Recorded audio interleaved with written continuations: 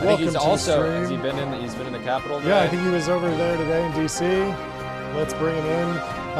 And he is building at the 10 megawatt scale.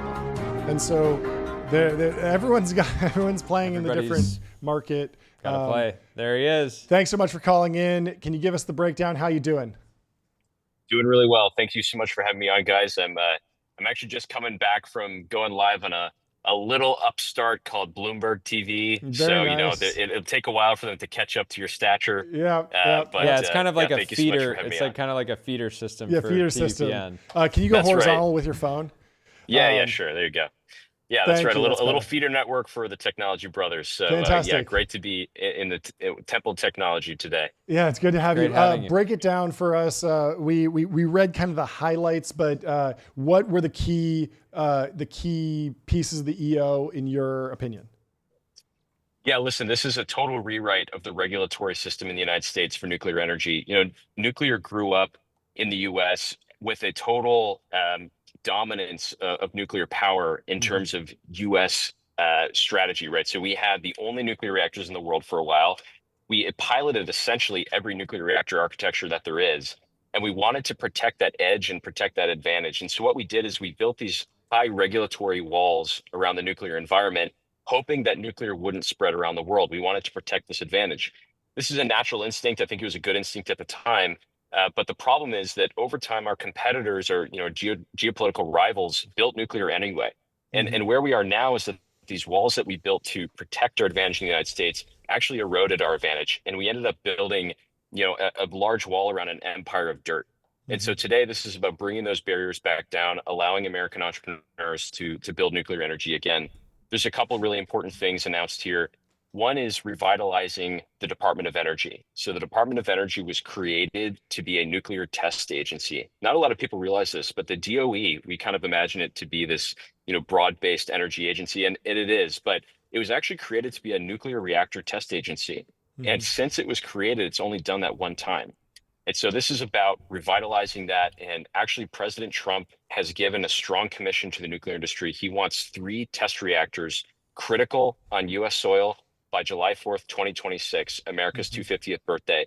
And just a few minutes ago, we announced with the governor of Utah for the first time that we're partnering with the governor to, full charge, full steam at hitting that goal and turning on a reactor by July 4th, 2026 at the San Rafael Energy Test Center in Utah. So that's what we announced today. Congratulations. Wow. That's amazing news. Good luck.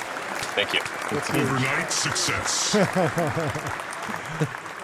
So yeah, I mean, it seems like with any nuclear project, regulatory is always the main risk, the main rate limiting factor. With regulatory out of the picture, is this more of an engineering challenge now? Is it a manufacturing challenge? Like, how do you weight the different challenges ahead for you to hit that deadline?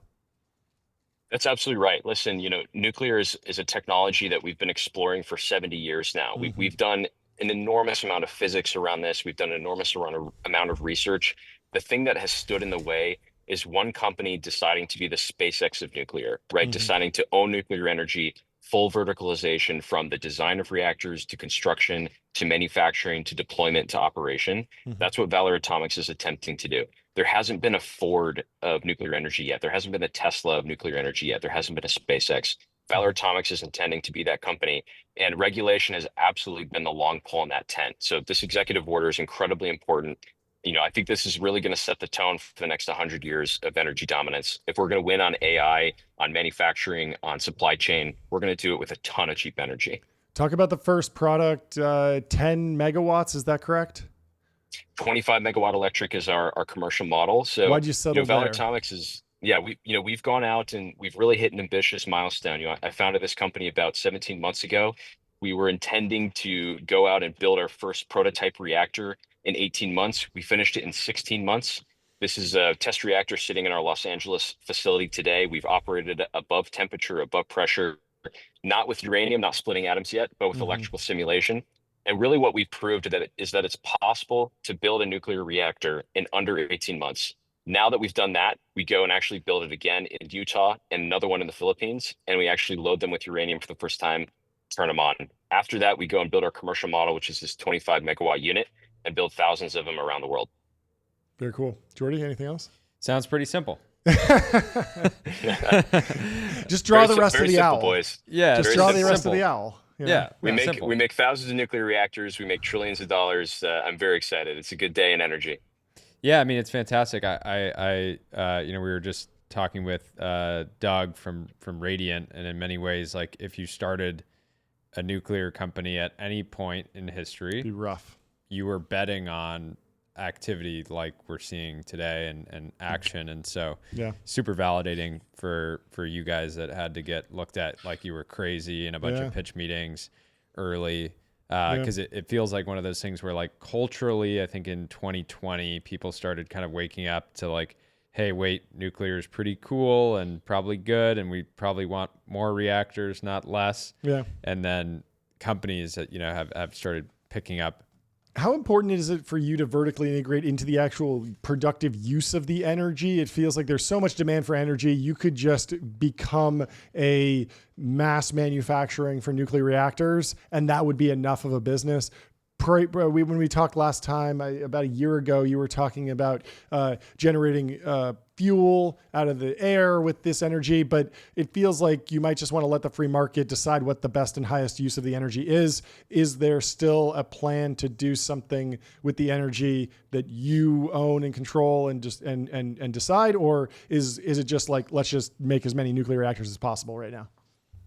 Yeah, one of the core realizations of Valor is that there are some products that the market actually doesn't know how to buy, right? Mhm. So I think this is one of the most important realizations that Elon had with SpaceX, which is that if you're going to make a rocket company that makes really good rockets, you also need to fly them, right? Mhm. You can't just build a rocket, you have to fly them too. And the reason is that the customer actually doesn't know how to fly the rocket, right? A small sat company, a telecom company doesn't know how to fly a Falcon 9. And so it turns out the best way to use a Falcon 9 as SpaceX is to actually own the entire operational cadence. And then you sell products like kilograms to orbit and internet Mhm. connectivity, right? So that's the right way, to think about these really, really complex technologies. Nuclear reactors are like this as well. So yeah, when we think about building lots of reactors, we think about building them on these very large energy campuses, and then we sell energy, right? We sell energy, not nuclear reactors. That might mean energy to AI data centers. Absolutely, it means hydrogen, and it means eventually synthetic fuels, right? If we can make a synthetic fuel cheaper than diesel, cheaper than gasoline, we can actually become, the energy company of the world, right? Because the majority of the energy today is in a hydrocarbon format. So that's kind of the core realization that we had when starting Valor. Very cool. Well, good luck. Thanks for calling in. Yeah, huge day. Huge day. Congratulations. Huge day. Big day. Congratulations Thanks, guys. to We'll talk you to you and the soon. whole industry. Bye. Cheers.